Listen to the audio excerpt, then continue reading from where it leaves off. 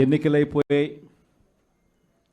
దాదాపుగా 9 నెలలు కళ్ళు మూసుకొని కళ్ళు తెరిచేసరికి అప్పుడే 9 నెలలు గడిచిపోయింది. నిజంగా 2019 నుంచి 2024 మన ప్రభుత్వం ఉన్నప్పుడు, అంటే వైఎస్ఆర్సిపి జగన్ 1 పరిపాలన ఉన్నప్పుడు మనమంతా కూడా ఆ 5 ఏళ్ళు చరిత్రలో ఎప్పుడు చూడని విధంగా, ఇంతకుముందు ఎప్పుడైనా ఇది సాధ్యమేనా అని అనుకునే పరిస్థితి నుంచి కాదు, లేదు, ఇది సాధ్యం అవుతుంది అని చెప్పి చరిత్ర మార్చిన పాలన చూపించగలిగిన పాలన ఎక్కడైనా జరిగింది అని అంటే అది వైఎస్ఆర్ కాంగ్రెస్ పార్టీ పాలనలోనే మాత్రమే జరిగిందని చెప్తాను. ఈరోజు పరిస్థితి ఏమిటి అని చెప్పి ఒక్కసారి చూస్తే, నేను చెప్పిన ప్రతి అంశంలో కూడా ఒకవైపున సూపర్ 6 గాలికి ఎగిరిపోయింది, సూపర్ 7 గాలికి ఎగిరిపోయింది, ఎన్నికలప్పుడు చెప్పిన మేనిఫెస్టో చెత్తబుట్టలోకి వెళ్ళిపోయింది, ప్రజలకు ఇచ్చిన మాటలు మోసాలుగా తేలిపోయాయి. మరోవైపున వ్యవస్థలన్నీ కూడా, ఇప్పుడు నేను చెప్పిన వ్యవస్థలన్నీ కూడా, విద్య, వైద్యం, వ్యవసాయం, గవర్నెన్స్, అన్ని వ్యవస్థలు కూడా తిరోగమనంలో కనిపిస్తూ ఉన్నాయి. కేవలం ఒకే ఒక వ్యక్తి మారాడు, ముఖ్యమంత్రి. ఒకే ఒక పార్టీ మారింది, వైఎస్ఆర్సీపీ పక్కకు పోయి టీడీపీ వచ్చింది. తేడా అంతే. ప్రతి వ్యవస్థ తిరోగమనం, ప్రజలకు అంతవరకు అందుతూ ఉన్న ప్రతి పథకం రద్దు, వీళ్ళు చేస్తామన్న ప్రతి పథకము మోసం, అబద్ధం. కేవలం 9 నెలల కాలంలోనే ఇవన్నీ మన కళ్ళ ఎదుటే ఇవాళ కనిపిస్తూ ఉన్న పరిస్థితులు. నేను అందుకనే చెప్తా ఉన్నా, ఈరోజు ఓడిపోయినా కూడా చెప్తా ఉన్నా, మనకి ఇంతకుముందు 50% ఓట్ షేర్ వచ్చింది. ఈ ఎన్నికలు అయిపోయేసరికి మన ఓట్ షేర్ 40%. ఒక 10% ఓట్ షేర్ మనకు రావాల్సింది రాకుండా పోయింది. కారణం, ఆ రోజు కేవలం మీ జగన్ అబద్ధాలు చెప్పలేకపోయాడు, అదొక్కటే కారణం. కానీ నేను చెప్తా ఉన్నా, మీ జగన్ అబద్ధాలు చెప్పలేకపోయాడు కాబట్టి అధికారానికి మనం దూరం అయ్యాం. కానీ అధికారానికి దూరం అయినా కూడా మీ జగన్ మీ గుండెల్లోనూ మీ మనసుల్లోనూ లీడర్ అంటే ఇలా ఉండాలి అని చెప్పి మాత్రం ముద్ర వేయగలిగారు. కారణం ఏమిటంటే, రాజకీయాల్లో ఉన్నప్పుడు విలువలు ఉండాలి. రాజకీయాల్లో ఉన్నప్పుడు విశ్వసనీయత అన్న పదానికి అర్థం తెలియాలి. ఈ జగన్, మీ జగన్ మరో 30 సంవత్సరాలు రాజకీయాల్లోనే ఉంటాడు. ఈరోజు తెలుగుదేశం పార్టీ కార్యకర్తలు, తెలుగుదేశం పార్టీ నాయకులు ఏ ఒక్కరూ కూడా ఏ ఇంటికి వెళ్ళే పరిస్థితి లేదు. వీళ్ళు గన ఇళ్ళకు పోవడం మొదలు పెడితే, వీళ్ళు గన ప్రజల్లో తిరగడం మొదలు పెడితే ఏమవుతుంది? ఆ ఇంట్లో నుంచి ఆ చిన్నపిల్లలు మొదలు పెడతారు. ఏమంటారు?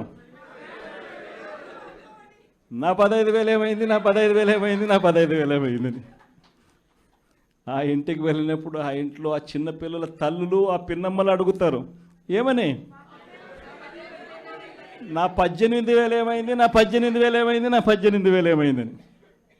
ఆ ఇళ్ళకు పోతే ఆ అమ్మలు, ఆ పిన్నమ్మల అత్తలు, వాళ్ళ అమ్మలు వాళ్ళేమడుగుతారు? మాకు 50 ఏళ్ళ వయసు వచ్చింది, మాకు 50 ఏళ్ళ వయసు వస్తూనే మీరేమన్నారు? మా 48,000 ఏమైంది, మా 48,000 ఏమైంది, మా 48,000 ఏమైంది అని అడుగుతారు. ఆ ఇళ్ళకు పోయినప్పుడు ఆ రైతులు ఏమడుగుతారు? మా 20,000 ఏమైంది, మా 20,000 ఏమైంది, మా 20,000 ఏమైంది అని అడుగుతారు. ఆ ఇళ్ళల్లో నుంచి ఆ 20 ఏళ్ళ పిల్లాడు, ఆ పిల్లాడు ఉద్యోగం ఎతుకుతా ఉన్న 20 ఏళ్ళ పిల్లాడు ఏమంటాడు? నా 36,000 ఏమైంది, నా 36,000 ఏమైంది, నా 36,000 ఏమైంది అని.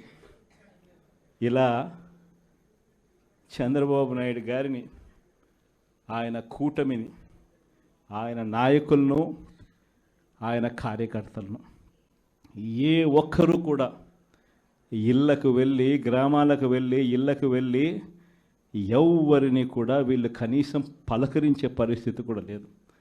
పలకరిస్తే వీళ్ళే అన్నారు, మేము సూపర్ 6 ఇవ్వలేకపోతే, సూపర్ 7 ఇవ్వలేకపోతే ఏమన్నారు? కాలర్ పట్టుకోమని మీరే అడిగారు కదయ్యా, మీరే చెప్పారు కదయ్యా. చెప్పడమే కాకుండా బాండ్లు కూడా ఇచ్చారు. ఇదిగో బాండు, రాసుకో బాండు, ఇదిగో మీ దగ్గర పెట్టుకోండి అని బాండ్లు కూడా ఇచ్చినారు. బాబు షూరిటీ, భవిష్యత్ గ్యారంటీ అని కూడా బాండ్ ఇచ్చినారు. మరి ఈరోజు ఏంది? బాబు షూరిటీ, మోసం గ్యారంటీ అని చెప్పి రుజువైంది అని ఈరోజు కాలర్ పట్టుకునే పరిస్థితిలోకి ప్రజలు ఇప్పుడే ప్రశ్నించడం మొదలుపెట్టారు. ఈ ప్రశ్నించే పరిస్థితి నుంచి ఇక నెక్స్ట్ కాలర్ పట్టుకునే పరిస్థితిలోకి పోవడం అన్నది ఇక త్వరలోనే జరగబోయే కార్యక్రమం. నేను ఇవాళ మీ అందరికీ కూడా ఈ విషయాలన్నీ ఎందుకు చెప్తున్నానంటే, అన్ని రకాలుగా ఈ ప్రభుత్వం ఫెయిల్ అయిపోయింది. ఈరోజు ఈ ప్రభుత్వంలో జరుగుతూ ఉన్నది ఏమిటి అని అంటే, స్కాములు తప్ప ఇంకా ఏమీ జరగడంలో.